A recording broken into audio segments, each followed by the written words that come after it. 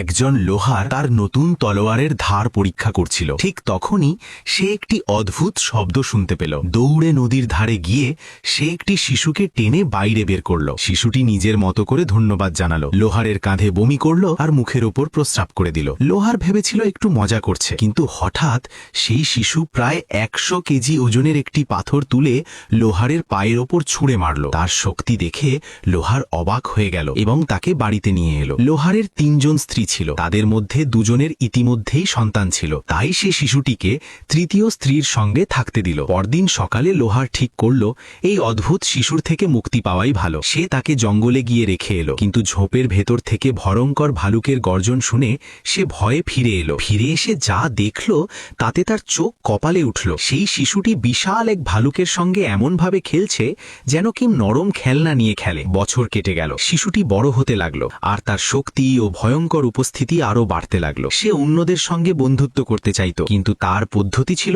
অদ্ভুত। একবার সে এক যুবককে ধরে ঘুরিয়ে নদীর ওপারে ছুঁড়ে ফেলেছিল। ভয়ে সেই যুবক মাথা বালির মধ্যে গুজে রেখেছিল। আর একবার রাগের মাথায় বাড়ির আঙিনার খুঁটিতে ঘুষি মারতেই পুরো বাড়ি ভেঙে পড়ে গেল। তখন লোহার বুঝতে পারল এই শিশুটি সাধারণ